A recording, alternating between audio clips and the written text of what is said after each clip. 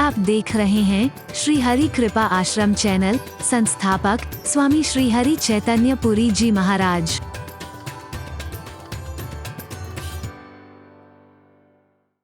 नहीं पाया है उसके लिए रोता भी लगता रहता है बेचारा, और जो वर्तमान में है उसके पास उसको एंजॉय नहीं कर पाता, कभी एंजॉय नहीं कर पाएगा। ये नहीं देखता कि परमात्मा ने कैसे कैसे हाल में लोगों को रखा हुआ है और हमारे पास भगवान ने क्या क्या दे रखा है, फिर भी उसको इसके तो रोने की आदत है जी। कितना भी इसके पास हो जाए ये कभी सुखी नहीं रह सकता है, खुश नहीं रह सकता, इसके चेहरे पे कभी मुस्कुराहट नहीं आएगी। भगवान ने कितना कुछ दे रखा है, ये हमेशा रोता ही रहेगा। हरि बोल। इतने कम साधनों में भी मैंने मुस्कुराते लोगों को देखा है, लेकिन परमात्मा ने इतना कुछ दे रखा है। ऐसे ऐसे लोगों को मैंने देखा, महाराज जी क्या करें, बस हम तो, महाराज जी क्या करें हम तो, महाराज जी हम क्या करें। मैंने कहा क्या करोगे, उसका शुक्रगुजार करो सबसे पहले। अगर तुम उसका शुक्रिया अदा करोगे तो अभी जितना है उससे भी लाख गुना तुम्हें मिल जाएगा, और ऐसे रोते बिलखते रहोगे तो जो मिला है उसका भी आनंद नहीं उठा पाओगे। मैं दावे से कह रहा हूं, ये आदत पड़ जाती है बहुतों को, रोने की आदत पड़ जाती है, रोते रहते हैं। कैसी भी स्थिति में है उनको मुस्कुराना आता ही नहीं बेचारों को।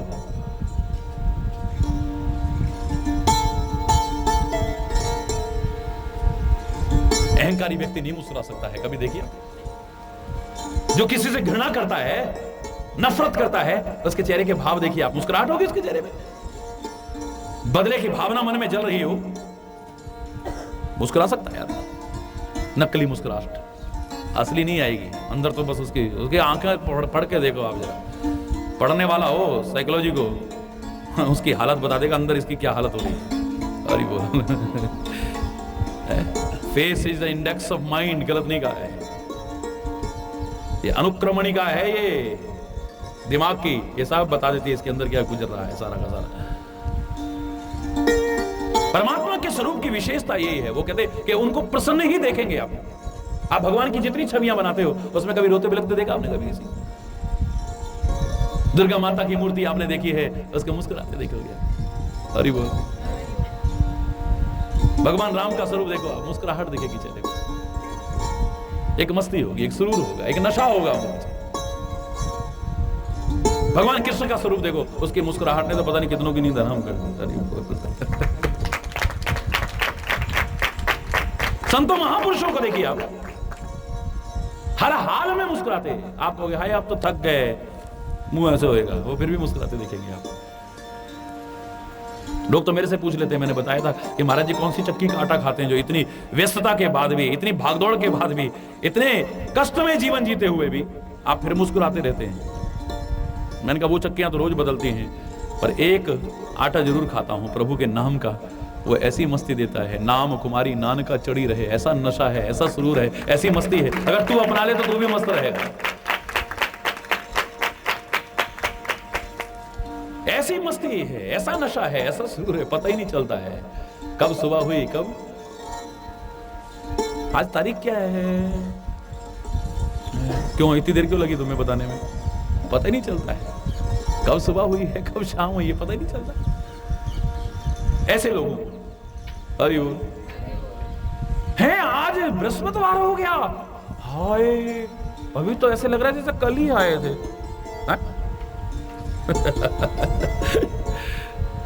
परमात्मा श्री राम की विशेषता देखिए आप, रक्ताम भोजदलाभिराम नयनम पीतांबर आलंकृतम श्यामांगम दुभुजम प्रसन्न वदनम, चेहरे पर प्रसन्नता है। भगवान शंकर का स्वरूप का वर्णन आपने सुना अभी, तो भगवान शंकर की जब स्तुति करते हैं, वंदना करते हैं, तो उनके चेहरे के लिए भी क्या कहा है, प्रसन्नाननम नीलकंठम दयालम, प्रसन्नाननम। वो निराकार परमात्मा भी जब साकार रूप में आता है लोगों को सिखाने के लिए, तो पहले उसे अपना करके दिखाता है। चेहरे पर एक मुस्कुराहट है। गुरु नानक की मस्ती को देखो, क्या आदमी नशा करेगा, क्या सुरूर करेगा, तभी तो उसने कहा था कि और नशे करोगे सुबह करोगे शाम को उतर जाएंगे, शाम को करोगे सुबह उतर जाएंगे, पर नाम कुमारी नानक का चढ़ी रहे दिन रात। ऐसी मस्ती है, ऐसा नशा है, ये कभी उतरने का नाम ही नहीं लेता है।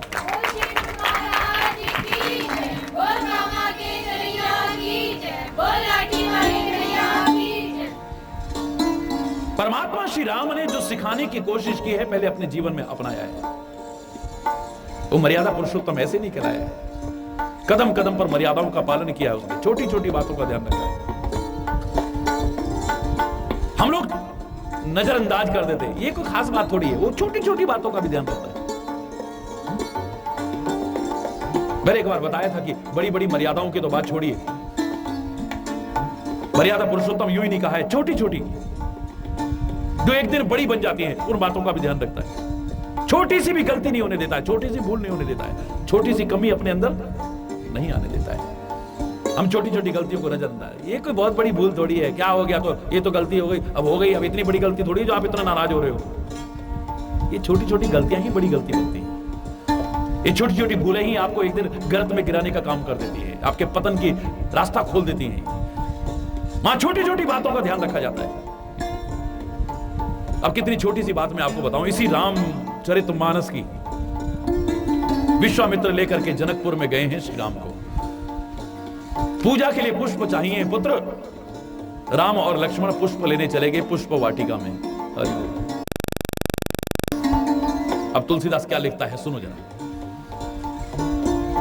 कोई खुशबू लेने के लिए तो लेने नहीं थे, फूल काई के लिए चाहिए, पूजा के लिए।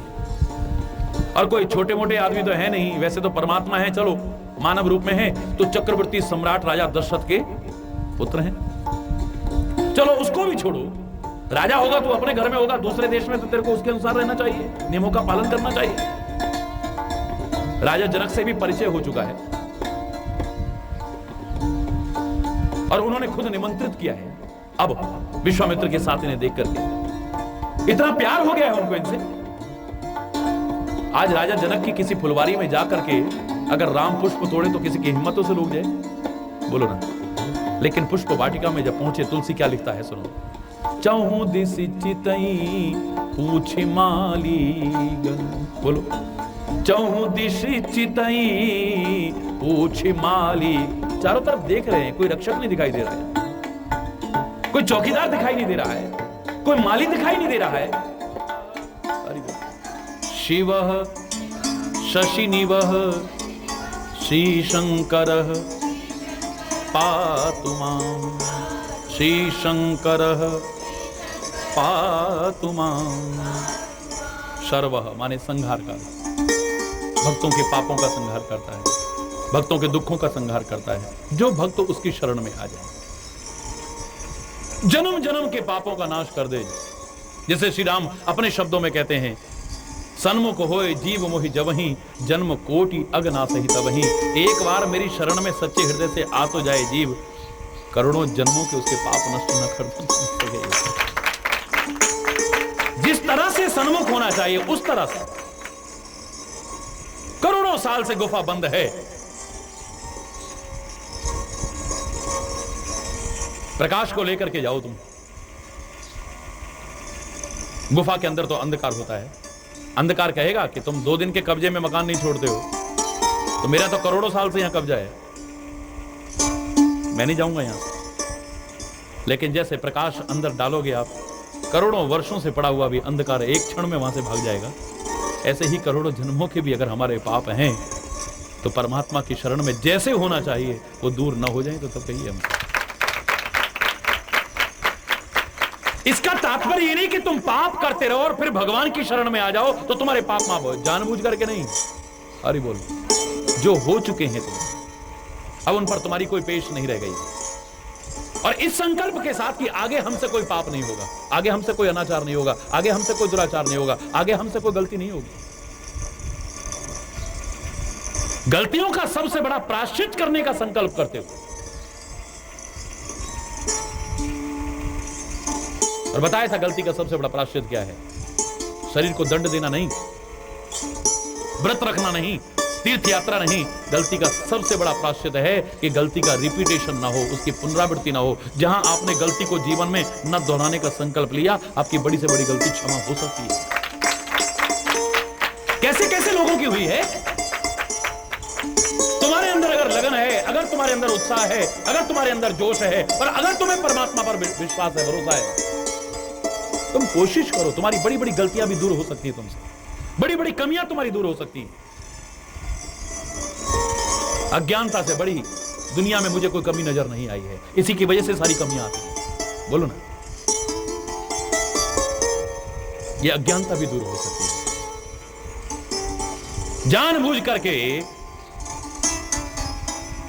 गलत भावना से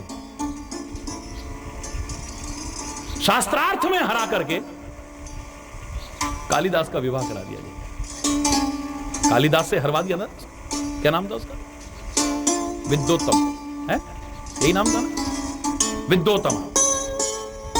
जबरदस्ती उसके गले मर दिया गया। किसको? बिल्कुल निरक्षर, जिसे आ आ ई भी नहीं आती।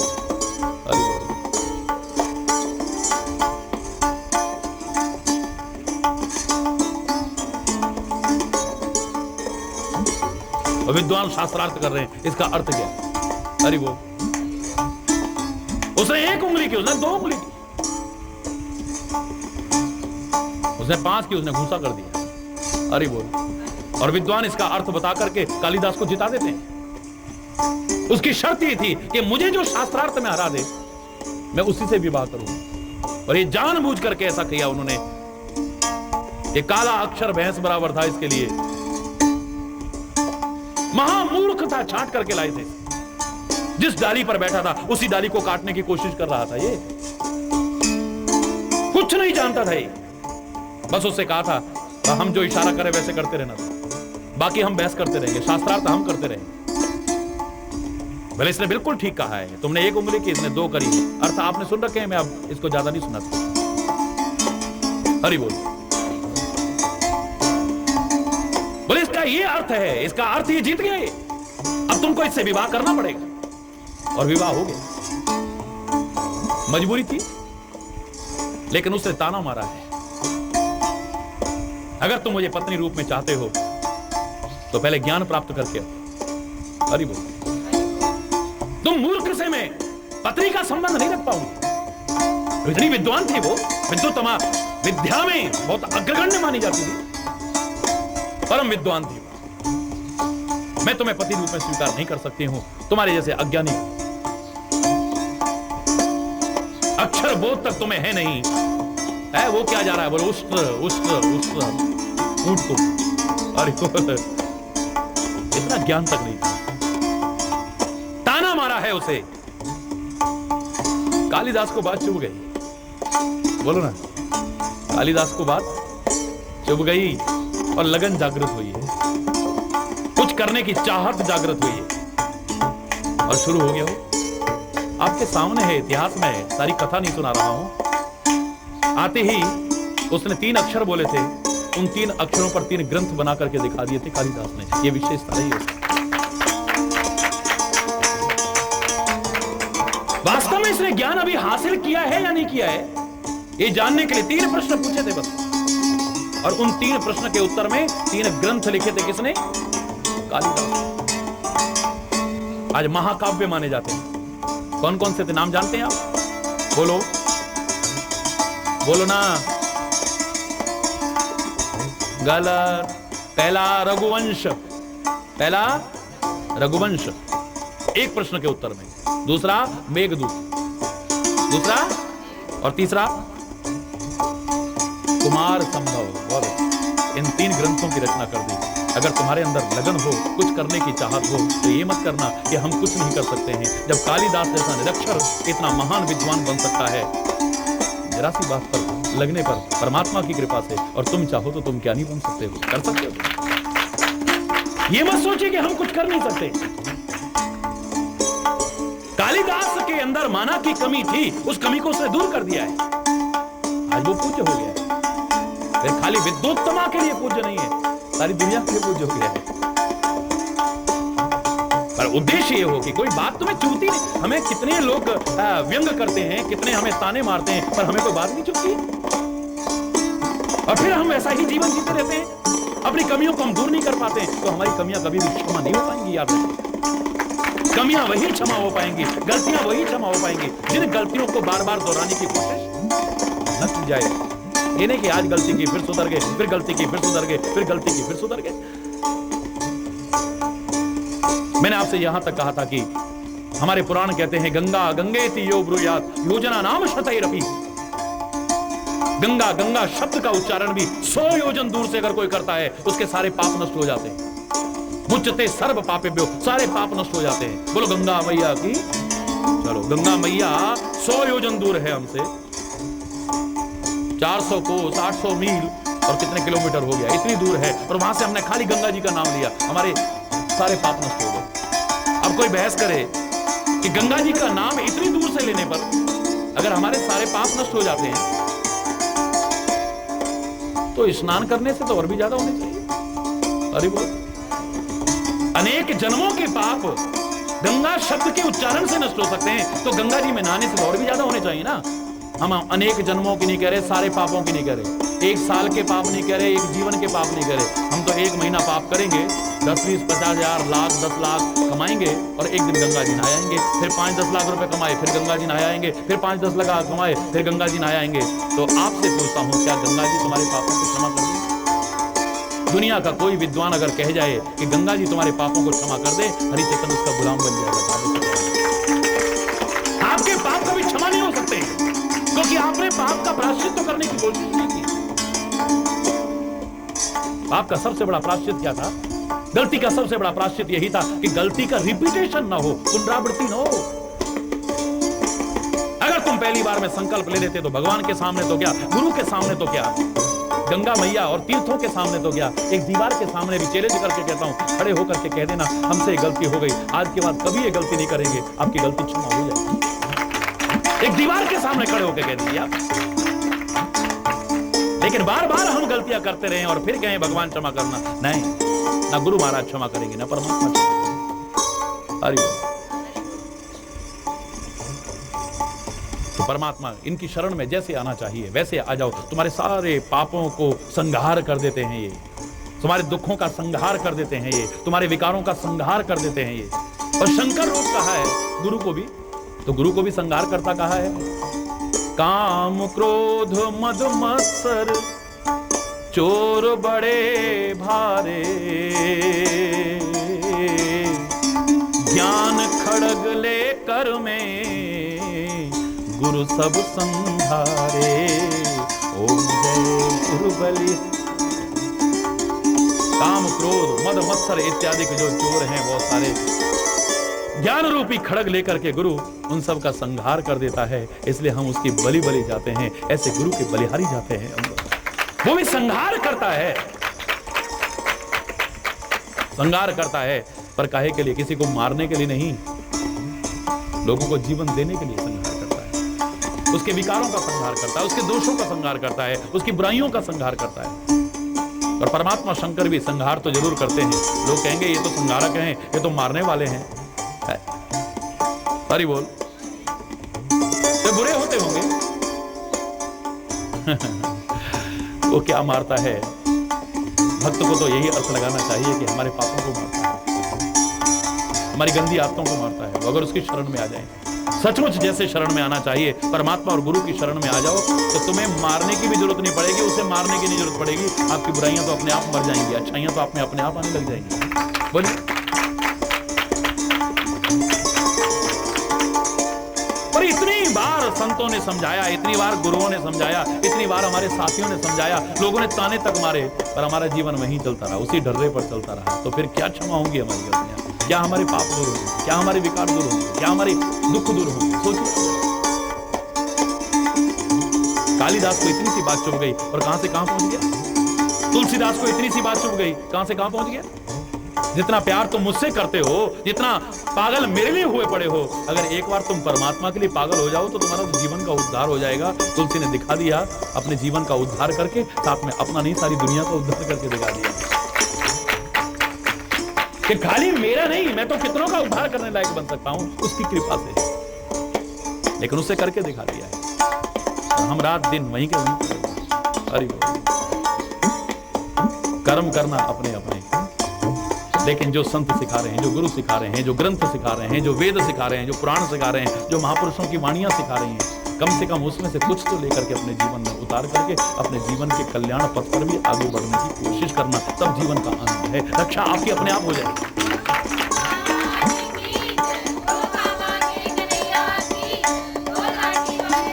जहां से हमारा प्रसंग शुरू हुआ था कि ए परमात्मा हमारी रक्षा करना, हे गुरु महाराज हमारी रक्षा करना, हमें कहना नहीं पड़ेगा।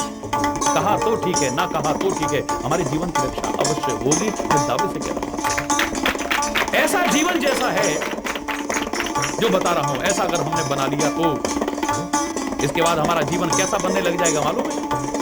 सर्वः सर्वगतः शिवः शशिनिवः श्री शंकरः पातु मां। सर्व, सर्व माने संहार करता, सर्वगतः, सर्वगतः माने सर्वव्यापक है। ऐसे व्यक्ति की जो कीर्ति है वो सर्वव्यापक हो जाती है। ऐसा व्यक्ति एक जगह नहीं होता, वो सर्वत्र रहता है। हम गुरु को भी यही कहते हैं कि वो सर्वत्र रहता है। गुरु ऐसा नहीं कि एक जगह पर रहता है। हमारे गुरु महाराज सोचो कि खाली कामा में रहते हैं, ऐसा नहीं। हमारे गुरु महाराज खाली वहां रहते हैं, ऐसा नहीं हो सकता है। हमारे गुरु महाराज खाली गुरुद्वारे में रहते हैं, ऐसा मत सोचिएगा कभी। वहां भी रहते हैं, लेकिन वो कहां नहीं रहते हैं। तुम जहां याद करोगे वो वहां हाजिर है, तुम्हारे अंग संग है। तुम रास्ते में चल रहे हो, वहां तुम्हारे साथ है। तुम दुकान पर बैठे हो, वहां तुम्हारे साथ हैं। तुम फैक्ट्री में बैठे हो, वहां तुम्हारे साथ हैं। वहां कार्यालय में बैठे हो, वहां तुम्हारे साथ हैं। तुम रास्ते में चल रहे हो, वहां तुम्हारे साथ हैं। हरि बोल। वो कहां नहीं है, परमात्मा कहां नहीं है, गुरु महाराज कहां नहीं है, इसे समझने की कोशिश कीजिए।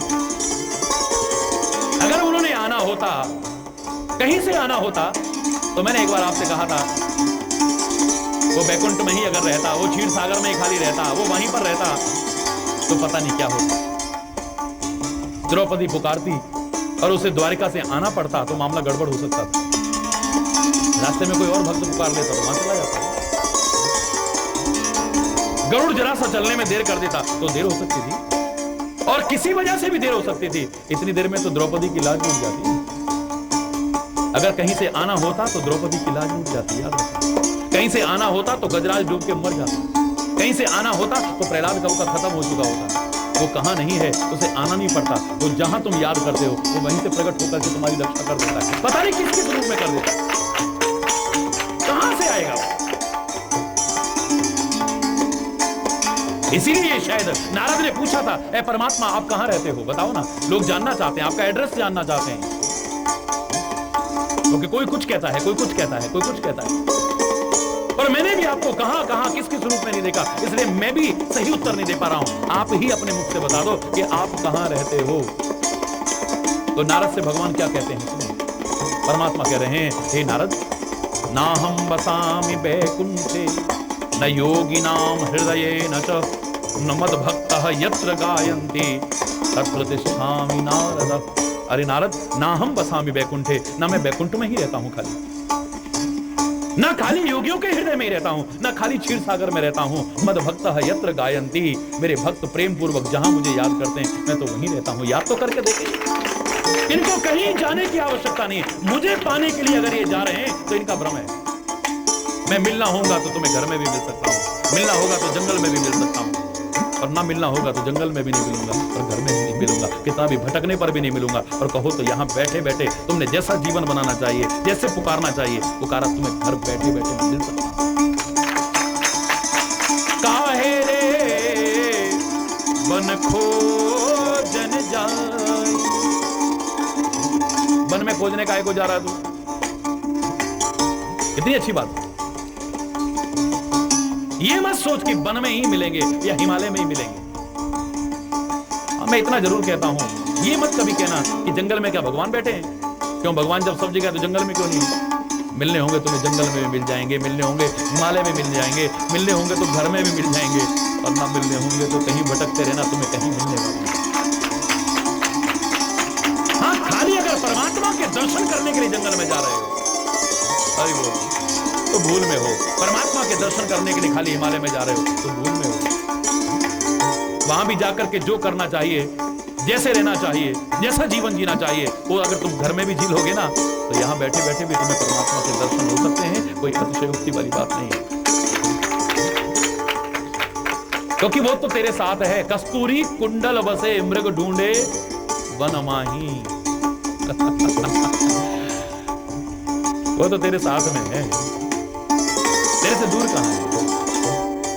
ऐसे किसी शायर ने नहीं कह दिया है, कहां जाऊं मैं, आए ना आए दिल में है तस्वीर मेरे यार की, जब जरा गर्दन झुकाई दीदार तेरा हो गया। तो दूर कहां है, आंखें बंद करता हूं तो नजर आता है, आंखें खोलता हूं तो नजर आता है। गोपियों से उदय ने कहा कि परमात्मा तुमसे दूर हो गया और तुम अभी तक उसको पुकार रहे हो, उसे तुम्हारी याद भी नहीं आती है, तुम्हारी सुध भी नहीं ली उसने आकर के, और तुम वो कन्हैया कन्हैया पुकारती हो। बोले किसने कहा हमसे दूर हो गया, क्या तुम्हारे पास से चला नहीं गया? बोले नहीं, हम तो आंख में भी सलाई इसलिए नहीं लगाती क्योंकि हमारी आंखों में भी बसा हुआ है, उसे चोट मत पहुंचे। हम दिल में भी कोई गलत भाव इसलिए नहीं आने देती हमारे कन्हैया को बुरा न लग जाए, क्योंकि दिल में भी वही बसा हुआ है।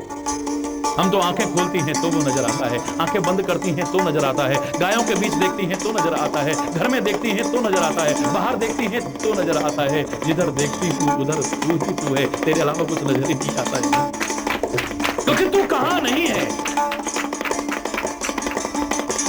खाली दिखे ना, इतनी बात से ये मत कहना कि हम परमात्मा को नहीं मानते।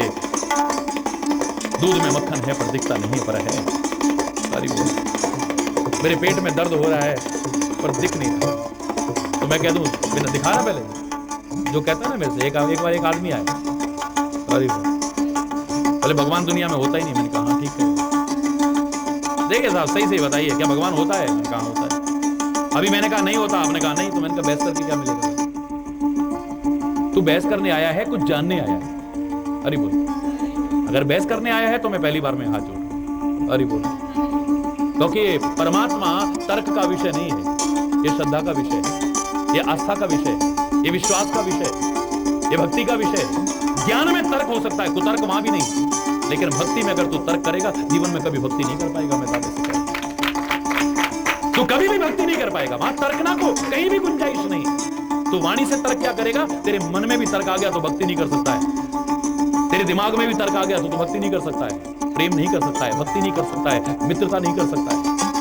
अरे ये तर्क का विषय नहीं है, ये विश्वास का विषय है, ये श्रद्धा का विषय है, ये आस्था का विषय है। आज तो मेरे पेट में दर्द हो रहा है, पहले कहने लगा भगवान है, मैंने कहा है,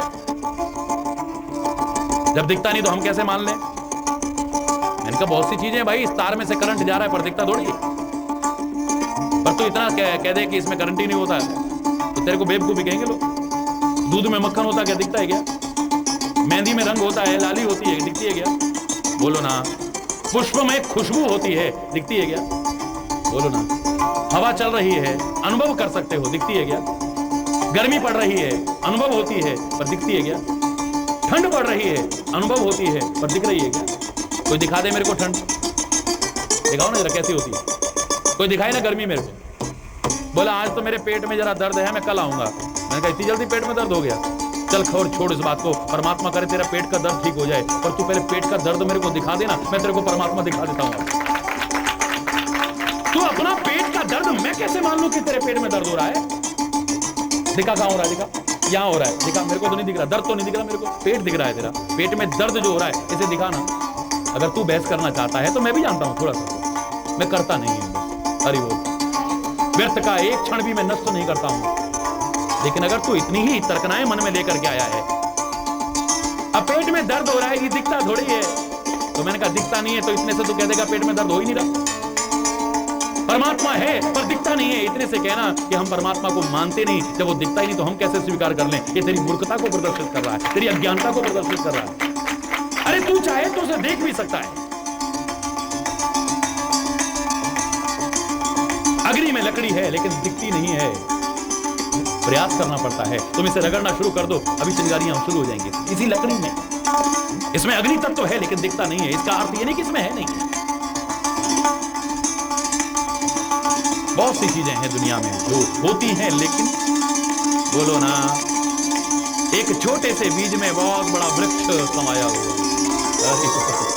छोटे से बीज में, छोटे से बीज दिखता है क्या तुमको? प्रयास करो, उसे उपजाऊ भूमि में डालो, फिर सही समय पर पानी डालो, उसका खरपतवार दूर करते रहो, उसकी रक्षा करो, तुम्हें दिखा देगा कि इसके अंदर कितना विशाल वट वृक्ष तक समाया हुआ है, वरना तो छोटे से बीज में इतना विशाल वृक्ष आपको दिखाई नहीं देता। और न दिखाई देने के कारण आप ये मानो ना तो आपकी मूर्खता ही प्रदर्शित करेगा, अल्पज्ञता ही प्रदर्शित करेगा। वो कहां नहीं है, तुम्हारे अंदर ऐसी भावना होनी चाहिए, ऐसा विश्वास होना चाहिए, उसकी कृपा तुम्हें मिल सकती है। जहां हो तुम्हें वहां मिल सकती है, क्योंकि सर्वगता, वो सर्वव्यापक है, ऐसी कोई जगह नहीं है। लोगों की जो शंकाएं दूर होती हैं, ये शंकर जी की मूर्ति में क्या शंकर जी भगवान घुसे हुए हैं, ये पत्थरों में क्या बुत पुरस्त हैं आप लोग। तो मैं कहता हूं भगवान कहां है भाई? बोले भगवान तो जर्रे जर्रे में सर्वव्यापक है। वो क्या बकवास कर रहा है? हरि बोल। परमात्मा सर्वव्यापक है। बोले हाँ सर्वव्यापक है, क्यों नहीं है? मैंने कहा तू कह रहा है सर्वव्यापक है? बोले हाँ मैं कह रहा हूं। झूठ बोल रहा है। बोले नहीं सच कह रहा हूं, परमात्मा सर्वव्यापक है जी, वो तो कण कण में समाया है, जर्रे जर्रे में समाया है। मैंने कहा झूठ बोलता है, अगर वो कण कण में है तो ये मूर्ति भी उस कण कण से बाहर नहीं है। अगर सर्वव्यापक है तो इस मूर्ति में भी होना चाहिए, तेरे अनुसार भी होना चाहिए। काय को बहस करना है? अगर वो सब जगह है तो इस मूर्ति में क्यों नहीं? तेरी ये बहस ही, तेरा ये प्रश्न ही, तेरी ये शंका ही सर्वव्यापकता के सिद्धांत को अस्वीकार कर रही है। तू कह रहा है परमात्मा सर्वव्यापक है, लेकिन तू हृदय से स्वीकार नहीं कर रहा सर्वव्यापक है। तो नहीं तो तू बहस ना करता, इसमें नहीं है, उसमें कैसे आ गया, उसमें कहां से हो गया भगवान? बोलो ना, अगर सर्वव्यापक है तो कहां नहीं है? सारे झगड़े खत्म। ये मूर्ति पूजा क्यों करते हैं, ये फलाना क्यों करते हैं, गुरु ग्रंथ साहब की पूजा क्यों करते हैं? तेरी निगाह में कागज के टुकड़े हो सकते हैं, तेरी निगाह में कागज की किताब हो सकती है, लेकिन जिसकी श्रद्धा है उसके लिए तो साक्षात गुरु का शरीर है, और उसी तरह से फल दे सकता है जैसे साक्षात गुरु महाराज सामने रह करके फल दे सकते हैं। तेरी श्रद्धा होनी चाहिए। तेरी श्रद्धा अगर है तो प्रगट गुरा की देह। लोग बहस करेंगे क्यों? गुरु का शरीर कहां है? तो किताब है। बोलो ना है? एक आदमी बहस कर रहा है मूर्ति में भगवान कहां से आ गया, एक कह रहा है कि इसमें गुरु महाराज कहां से आ गए, एक कह रहा है कि फलानी दिशा में ही भगवान है, जो उधर बैठ करके नमाज पढ़ रहे हो उधर ही ऐसा है। एक दूसरे से बहस में लगे हुए हैं हम लोग, वास्तविकता से दूर होते चले जा रहे हैं हम लोग। परमात्मा सर्वव्यापक है, वो निराकार भी है, वो साकार भी है, वो किसी भी रूप में तुम चाहो तो धन्य की तरह एक बट्टे में से भी प्राप्त कर सकते हो, वरना तो तुम्हारे सामने भी आ जाए तुम उसे प्राप्त नहीं कर पाओगे। तुम चाहो तो धन्य की तरह एक बट्टे में से भी प्राप्त कर सकते हो, तुम चाहो तो परमात्मा को प्रहलाद की तरह खंबे में से भी प्रकट कर सकते हो। मूर्ति की तो बात बहुत दूर की है, इसका तो रूप भी बड़ा सुंदर बनाया हुआ है। धन्य की तरह एक बट्टे में से प्रकट कर सकते हो तुम चाहो तो प्रहलाद की तरह, बोलो ना, कहां से? खंबे से प्रकट कर सकते हो। तुम चाहो तो उसे कहां से नहीं पा सकते हो, और तुम ना चाहो, तुम ऐसा जीवन ना जियो तो तुम्हें कहीं पर भी प्राप्त होने वाला नहीं है। याद रखो, परमात्मा सर्वव्यापक है, ये परम सत्य है। हरि बोल। परमात्मा सर्वव्यापक है, इस सत्य को कोई नकार नहीं सकता है, तो ऐसा व्यक्ति भी सर्वव्यापक होता है। और यहां तो भगवान शंकर की बात चल रही है, यहां तो गुरु महाराज की बात चल रही है। मैं तो ऐसे व्यक्ति तक के लिए कह रहा हूं कि वो सर्वव्यापक हो जाता है। सर्वगतः। अब वो जीवन में ऐसा बनने लग गया है, शिव माने कल्याण, उसके जीवन का तो कल्याण होता है, पर ऐसा जीवन जो जी लेता है वो इस लायक हो जाता है कि औरों के जीवन का भी कल्याण करने की सामर्थ्य विकसित कर ले। अपने जीवन के कल्याण के साथ साथ औरों के जीवन का भी कल्याण करने लायक बन सकता है ऐसा व्यक्ति, इसमें कोई संदेह की बात नहीं है। अपनी तो उसकी रक्षा होगी, वो दूसरों की रक्षा करने लायक भी, बोलो ना, हो सकता है। इतनी सामर्थ्य उसमें विकसित हो सकती है कि अपनी तो उसकी रक्षा होगी ही। वो एक चिड़ी को बाज से भी लड़ा दे तो कोई बहुत बड़ी बात नहीं है, बोलो ना। एक चिड़ी को बाज से भी लड़ा दे, किसने कहा था ये? है गुरु गोविंद सिंह जी ने कहा था। ये परमात्मा का ही नहीं है जो राई को पर्वत कर दे, पर्वत को राई कर दे। परमात्मा के भक्त के अंदर भी वही सामर्थ्य विकसित हो जाती है कि अगर वो भी चाहे तो एक चिड़ी को बाज से लड़ा दे, और वो चाहे तो एक कण को सुमेरु बना दे और सुमेरु को कण बना दे, उसके अंदर सामर्थ्य विकसित हो जाती है। वो अपना भी कल्याण कर लेता है, औरों का भी कल्याण करने लायक बन जाता है। अपनी तो उसकी रक्षा होती है, वो दूसरों की रक्षा करने लायक भी बन जाता है ऐसा व्यक्ति। शिवः शशिनिभः, और उसकी आभा कैसे विकसित होती है, उसका सौंदर्य कैसे विकसित होता है, जैसे चंद्रमा की। हरि बोल। इस संसार रूपी अंधकार में, अज्ञान रूपी अंधकार में, जहां तारों की तरह, जुगनों की तरह लोग टिमटिमा रहे हैं, उनके बीच चंद्रमा जैसी उसकी आभा विकसित हो जाती है। इस संसार में ही, इसी अंधकार से परिपूर्ण संसार में ही इतना सुंदर उसका जीवन प्रकाशित होता है कि सारे प्रकाश भी उसके सामने मंद पड़ जाते हैं। चंद्रमा के समान शुभ्र वर्ण वाला, चंद्रमा के समान ज्योत्सना वाला, चंद्रमा की तरह आभा वाला जीवन बन जाता है उसका। तो ऐसे जो परमात्मा है, श्री शंकर पातु मां, ऐसे हे परमात्मा शंकर मेरी हमेशा रक्षा करना। एक बार सारे मिलकर के फिर प्रार्थना करते हैं। 29 दिन हो गए इसी श्लोक को ईश्वर की कृपा से ही व्याख्या करते हुए। गुरु महाराज से और भगवान शंकर से कोई गलत शब्द निकला हो तो क्षमा याचना चाहता हुआ, ऐसा जीवन जीने की प्रेरणा देता हुआ एक बार फिर आपके साथ मिलकर के बोलने की कोशिश करता हूं। हरि बोल। यशांके च विभाति भूदरसुता देवापगा मस्तके भाले बालविधुर गले च गरलम यस्योरसी व्यालराट सोयम भूति विभूषणः सुरवरः सर्वाधिपः सर्वदा सर्वः सर्वगतः शिवः शशिनिभः श्रीशंकरः पातु मां, श्रीशंकरः पातु मां। इसी भावना को ध्यान में रखिएगा, परमात्मा से प्रार्थना करें। आज व्यक्ति अपने आप को असुरक्षित महसूस कर रहा है, असंरक्षित महसूस कर रहा है, जो संकट के बादल मंडरा रहे हैं। तो मैं तो नहीं कहता कि परमात्मा, पहले तो वो संकट के बादल जो मंडरा रहे हैं वो छट जाएं, पर एक संकट का बादल छटता है तो दूसरा फिर आ जाता है। ये जीवन भर का क्रम चला रहता है। तो संत यही कहेगा, गुरु आपसे यही कहेगा, महापुरुष आपसे यही कहेगा, हमारे शास्त्र यही कहेंगे, ऐसा करते हैं इस संसार में संकटों का दौर तो खत्म नहीं होगा। ये बादल तो मंडराते रहेंगे, दुखों की बारिश तो होती रहेगी, लेकिन हम तुम्हें एक छाता दे देते हैं, इसे लेकर के चल दें। होती रहे बारिश, भीगते होंगे लोग, भीग करके बीमार होते होंगे लोग, लेकिन बीच बारिश में चलते हुए तुम्हारा जरा सा भी कुछ बाल बांका नहीं होगा, निश्चिंत होकर के पहुंच जाओ। और खाली यहां पर दुखों की बारिश ही नहीं होती,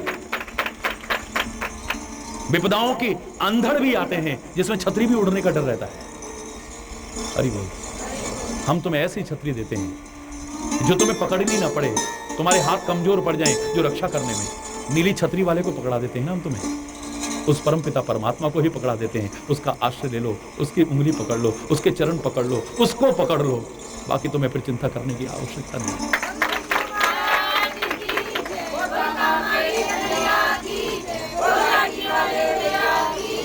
एक युद्ध का बादल मंडराया हुआ ईश्वर की कृपा से टलता है तो दूसरा तैयार हो जाता है। एक संकट का बादल मंडराता है तो वो टलता है तो फिर दूसरा आ जाता है। एक परेशानी के बादल आते हैं ईश्वर की कृपा से, हमारी प्रार्थना से, वो टलता है तो एक और आ जाता है। तो जीवन भर चलता रहता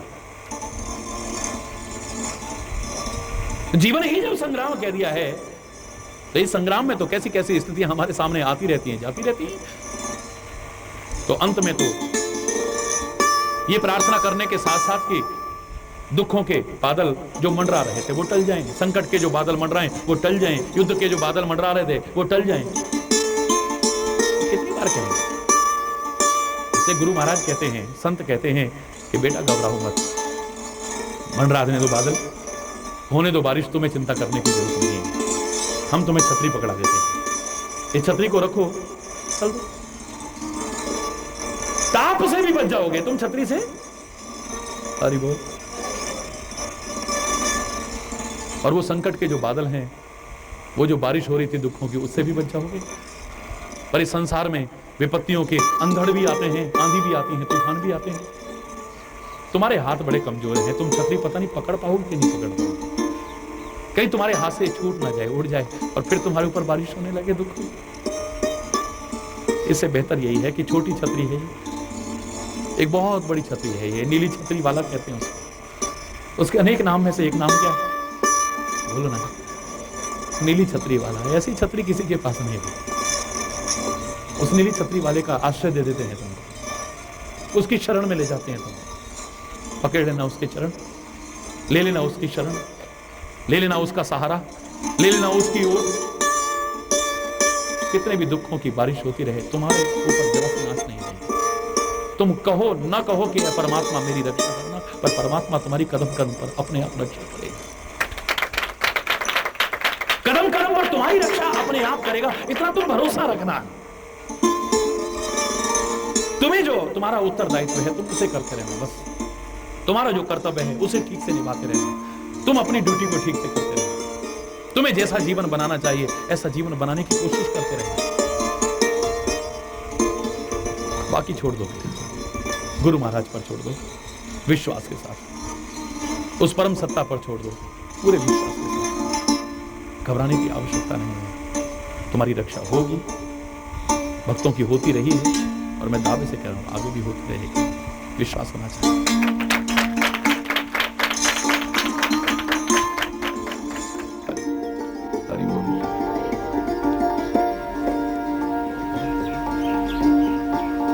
कान के पास थोड़े से बाल सफेद देखे हैं,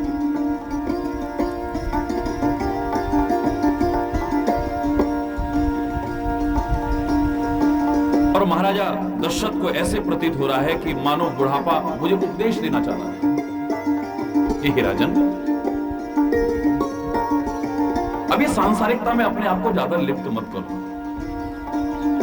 समय रहते श्री राम को युवराज पद दो और अपने जीवन को सफल करने की कोशिश करो।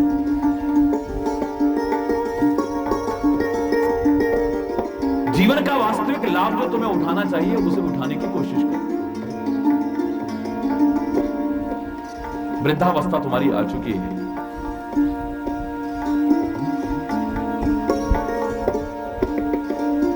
व्यक्ति अगर सीखना चाहे तो जरा सी बात के इशारे से भी सीख सकता है, चाहे वो इशारा कोई करे, चाहे उसे किसी प्रकार से भी कोई इशारा मिले। सीखना चाहे तो बहुत कुछ सीख सकता है, और न सीखना चाहे तो स्वयं ब्रह्मा भी उसका गुरु बन करके आ जाए और भगवान भी आकर के सिखाए तो नहीं सीखेगा। ये पक्की बात है।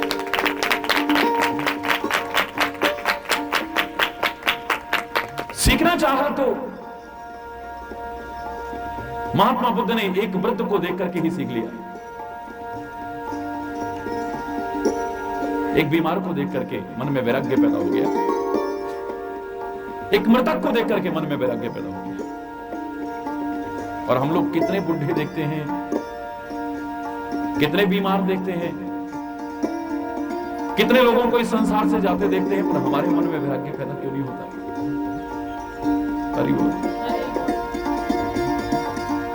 जिसने सीखना हो वो कहीं से भी सीख सकता है, कैसे भी सीख सकता है, और जरा से इशारे से भी सीख सकता है।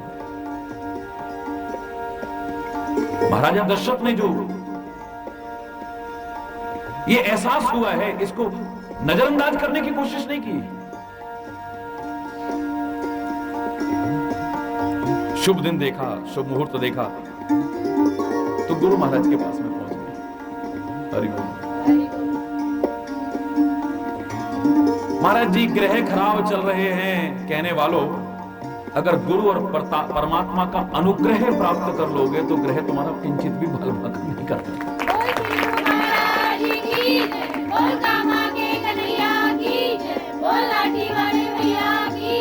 अगर तुमने अनुग्रह प्राप्त कर लिया, अनुग्रह का तात्पर्य कृपा प्राप्त कर ली, ग्रह का प्रभाव तुम्हारे ऊपर नहीं रहेगा।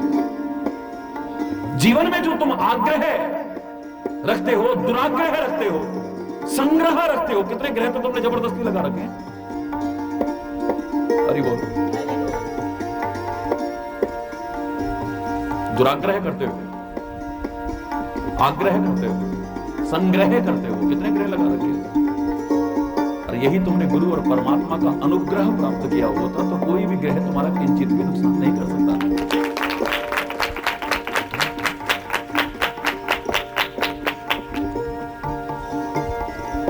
पर हम ये नहीं सोचते कि ये शुभ काम जब हमारे मन में आए, कोई पुण्य कार्य करने का हमारे मन में आए, कोई परोपकार करने का भाव हमारे मन में आए, कोई पंचांग देखने की आवश्यकता नहीं है, बुरा मत मानिए। कोई ग्रह तिथि वार नक्षत्र देखने की आवश्यकता नहीं है। गुरु महाराज के पास जाने के लिए ये दिन शुभ है, ये अशुभ है, जब आपके मन में भाव आ जाए और आपको साधन मिले, अनुकूलता मिले तो तुरंत चल दो। ये मत सोचना कि तब चलेंगे, जब मौका लगे तब चल दो।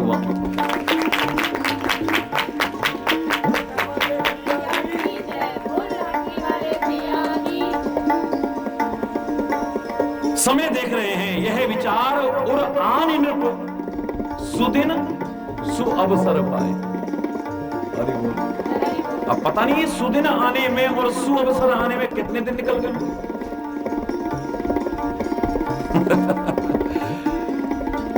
मैं राज्य तिलक दे दूं, युवराज बना दूं श्री राम को। और मैं इसे इस तरह से कहा करता हूं क्योंकि दशरथ की कथा नहीं, हम सब की है। हृदय सिंहासन पर परमात्मा को बिठा लूं, इसके लिए तलाश है सुदिन की, इसके लिए तलाश है सुअवसर की। निकल जाएगा अवसर, एक क्षण का भरोसा नहीं है इस जीवन में। फिर पश्चाताप ही हमारे हाथ में आएगा, कुछ नहीं आएगा। अशुभ को चाहे टालने की कोशिश करना, लेकिन शुभ को कभी भी बात पर टालने की कोशिश मत करिएगा। कोई अच्छा काम तुम्हारे मन में आ रहा है, उसे तुरंत कर डालो। कोई शुभ काम तुम्हारे मन में आ रहा है, उसे तुरंत कर डालो। कल पर बिल्कुल टालने की कोशिश मत करो।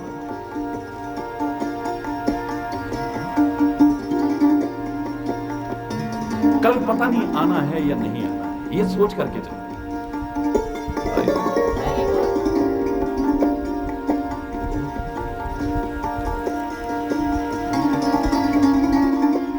काल के मुख में है ये जीव। तुम इंतजार करोगे समय का, लेकिन ये इंतजार नहीं करेगा। क्या करें, अब टाइम नहीं है, अभी फुर्सत नहीं है। किसी ने मजाक मजाक में कहा था,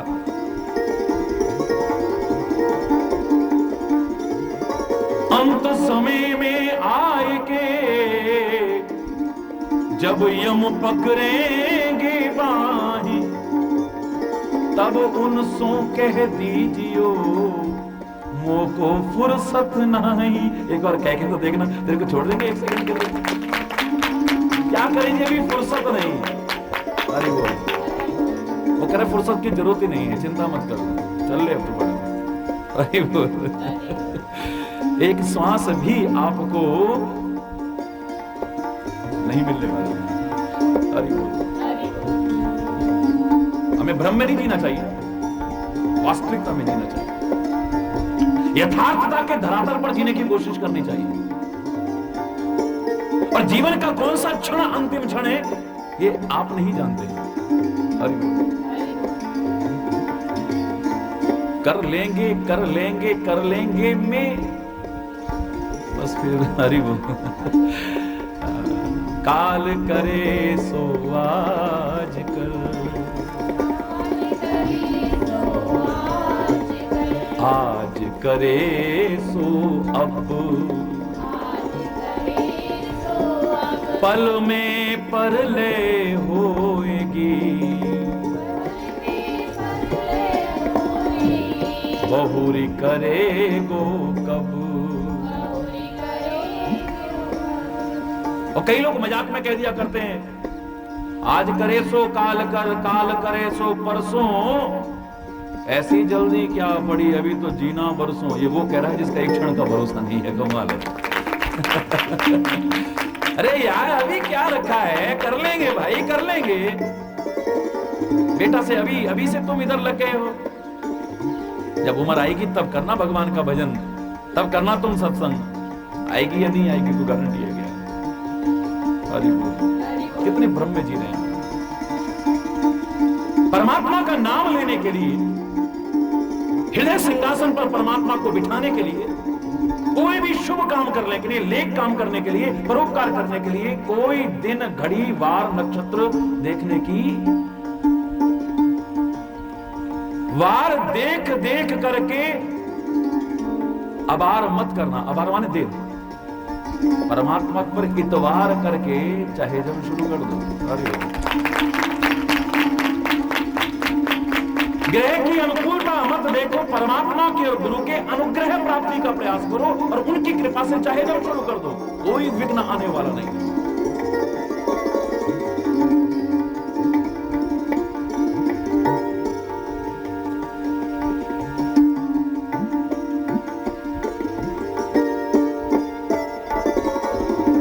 योग देखते हो तुम, हरि बोल। आत्मा और परमात्मा का अगर योग हो जाए, परमात्मा के साथ तुम्हारा अगर योग हो जाए, उससे तुम्हारा अगर संबंध जुड़ जाए, तो तुम्हें कोई योग देखने की आवश्यकता नहीं है, चाहे जब काम शुरू कर सकते हो। और क्या देखते हो? लगन देखते हो। क्या देखते हो? अगर परमात्मा से और गुरु से तुम्हारी सच्ची लगन लगी हुई है, तो तुम्हें लगन भी देखने की जरूरत नहीं पड़ेगी।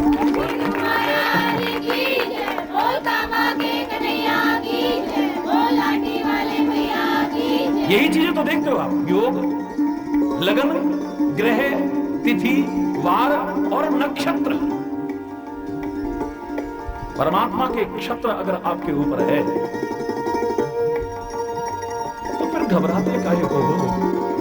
चले चलो, निर्भीक को करके चले चलो, कोई चिंता करने की आवश्यकता नहीं। मैं आपको एक छोटी छोटी बातें बता रहा हूं। आप लगन देखने की आवश्यकता नहीं है पंचांग में। मैं ज्योतिष के महत्व को नकार नहीं रहा हूं, लेकिन इससे ऊपर भी कुछ है। ज्योतिष ही अपने आप में सब कुछ नहीं है। ये हमारे वेदों का एक अंग है, ये पूर्ण नहीं है अपने आप में। बड़े बड़े विद्वान ज्योतिषी भी जब आपकी अगर कुंडली बनाएंगे और बड़ा अच्छा फलादेश निकले, लेकिन मैंने देखा जितने परम विद्वान भी होंगे, आजकल के ढोंगी पाखंडी नाटकबाज, तुमको लूटने वालों की बात नहीं कर रहा मैं, अच्छे विद्वानों की बात कर रहा हूं, वो भी अंत में लिख देते हैं, मैंने अपनी तरफ से लिख दिया, पर हरि इच्छा वलीयसी, बाकी हरि इच्छा। जब बाकी हरि इच्छा है, तो अभी से हरि इच्छा ही क्यों ना करें? हमने अपनी तरफ से लिख दिया बाकी हरि इच्छा। अरे बाकी हरि इच्छा है तो क्यों ना अभी हरि इच्छा पर डाल दें।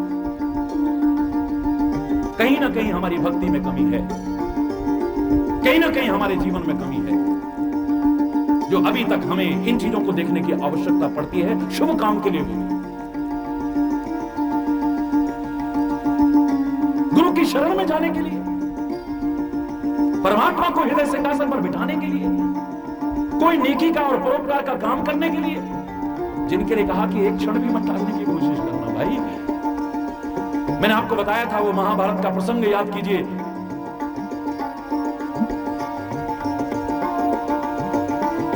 विजय का डंका बज रहा है, युधिष्ठिर चौंका।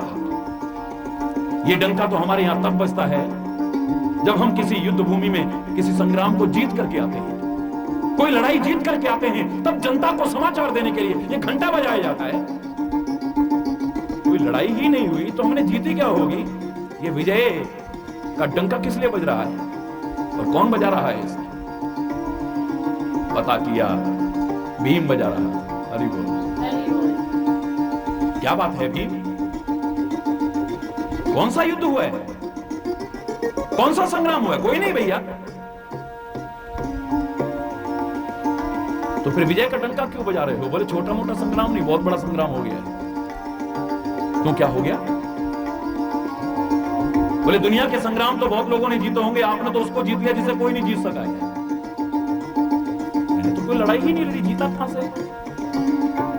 बोले महाराज कल कोई सलाह की आवश्यकता थी राजकाज के लिए और मैं आपके पास पहुंचा। आप घुड़शाला में घोड़ों की सेवा कर रहे थे। मैं आपसे कुछ कहता, इससे पहले ही एक भिखारी वहां आया। शायद पता नहीं आपको याद है या नहीं, आप घोड़ों की सेवा कर रहे थे।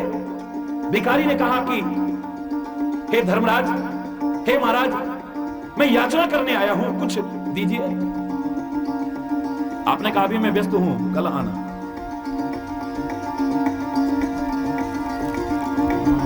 हाँ, हुआ था ऐसा। तो आप फिर क्यों पूछ रहे हैं भैया कि विजय का डंका क्यों बजाया? इसका विजय के डंके से क्या संबंध है? बोले विजय के डंके से संबंध नहीं है। अरे दुनिया की लड़ाइयां जितना सरल है, लेकिन काल को जितना, क्या आप जानते हैं कल तक भिखारी जिंदा रहेगा, कल तक आप रहेंगे, और ये कल तक हमारा राज भी रहेगा जो उसको हम कुछ दे सकेंगे? अरे एक क्षण का तो भरोसा नहीं। कल आना, मैं तुम्हें दूंगा। अरे इस काम को लिया, इसका तात्पर्य आपने काल को जीत रखा है। आप जानते हैं कि कल तक हमारा राज्य भी बचा रहेगा, और कल तक आप भी बचे रहेंगे, और कल तक भिखारी भी बचा रहेगा। गलती का एहसास हुआ, भिखारी को बुलाया, क्षमा याचना की, और उसका मन इच्छित दे करके उसे विदा किया है। ये बता रहा है कि कभी भी शुभ काम को कल पर टालने की कोशिश, अगर तुमने शुभ काम को टाल दिया, तो मैंने एक ही वाक्य में आपसे कहा था कि शुभ काम को अगर टालोगे, परोपकार को टालोगे, परमात्मा की भक्ति को टालोगे, परमात्मा के सुमिरन को टालोगे, कल पर अगर, तो कल कल कल कल करते काल आ जाएगा, लेकिन वो सुनहरा कल तुम्हारे जीवन में फिर देखने को नहीं मिलेगा। मैं दावे से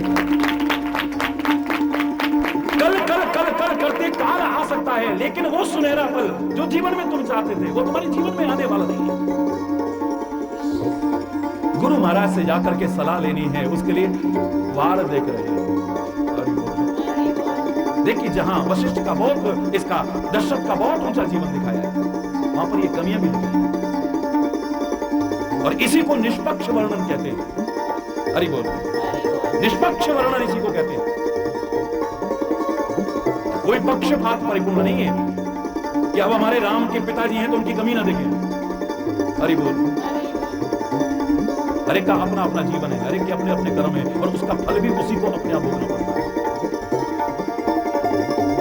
तभी मैंने आपसे एक बार कहा था कि आप सीधे सीधे जो तुम्हारा लक्ष्य है उस पर निगाह रखो, इधर उधर मत भटको। हम गुरु महाराज जी से प्रभावित हैं।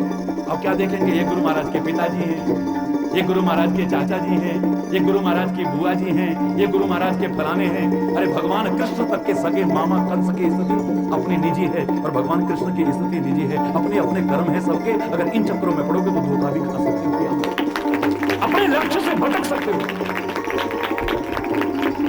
अगर प्रहलाद तुम्हें अच्छा लग रहा है तो ठीक है, फिर हिरण्याकश्यप की कोई आवश्यकता नहीं है। इसका तात्पर्य नहीं कि आप हिरण्याकश्यप का भी धोखा खाओगे। अगर मीरा तुम्हें अच्छी लग रही है, परम भक्त है, तो इसका मतलब ये नहीं कि उसके पति राणा जी की भी पूजा करना शुरू कर। अपने लक्ष्य पर अर्जुन की तरह निगाह रखो, बस इधर उधर जहां भटके आप धोखा खा सकते हो। कई लोग मेरे पास आए, बोले महाराज जी फलाना आदमी हमें मिला, वो हमसे पैसे ले गया, अब वो देने का नाम नहीं ले रहा। तो मैंने कहा आपने दिए क्यों उसको? बोले हमने उसे सत्संग में देखा था। सत्संग में तो दुकानदार भी आके दुकानें लगाते हैं भाई, सत्संग में तो चप्पल चोर भी आते होंगे, जहां लाखों भक्त भी आते होंगे, वहां पर हर तरह के लोग आते हैं। वहां बहुत से तमाशा देखने ही आते हैं, बहुत से इस वजह से आते होंगे कि चलो अच्छे अच्छे लोगों से संबंध बन जाएगा और उनको लूट लेंगे हम। ऐसे लोग भी तो हो सकते हैं। तुम्हारा ध्यान सत्संग की तरफ होना चाहिए, तुम्हारा ध्यान संत की तरफ होना चाहिए, तुम्हारा ध्यान गुरु की तरफ होना चाहिए। हाँ, किसी से कटु मत बोलना, किसी के साथ दुर्व्यवहार मत करना, सहयोग हो सके तो करना, लेकिन संबंध जितने बनाओगे उतना ही बाद में पश्चाताप ही तुम्हें मिलेगा, और तुम्हें कुछ मिलने वाला नहीं।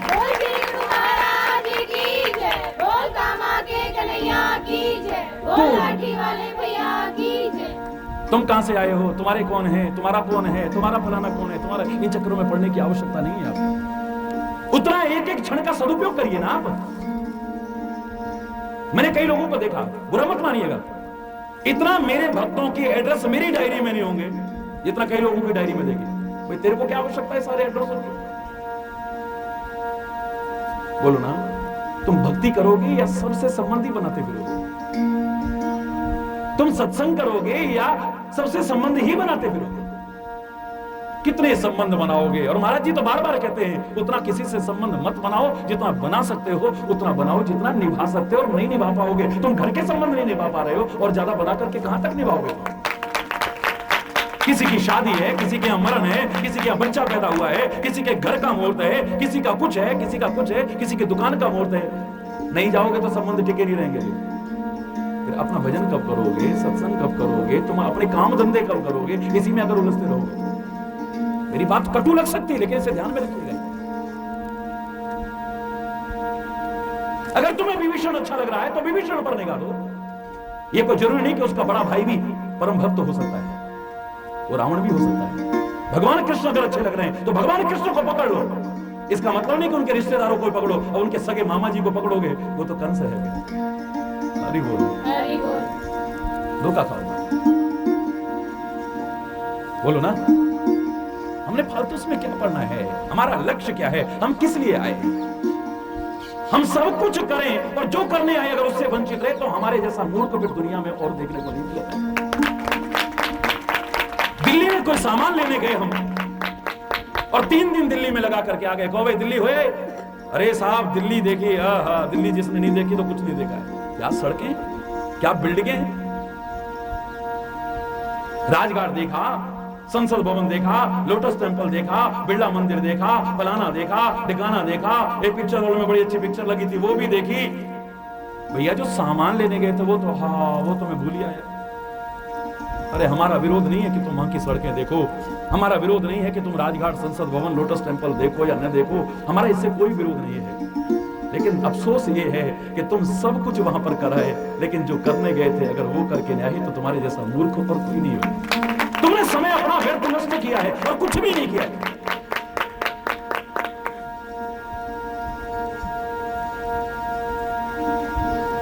लक्ष्य को अपने से दूर एक क्षण को भी मत करिए, एक क्षण को। जो गुरु ने तुम्हें रास्ता बताया एक क्षण के लिए उससे हटने की आवश्यकता नहीं है। पर वहां भी हम क्या करेंगे कि देखो आज महाराज के पास जाना चाहिए कि नहीं जाना चाहिए, आज फलाना नक्षत्र चल रहा है, गुरु महाराज जी के पास जाना चाहिए कि नहीं जाना चाहिए। हरि बोल, हरि बोल।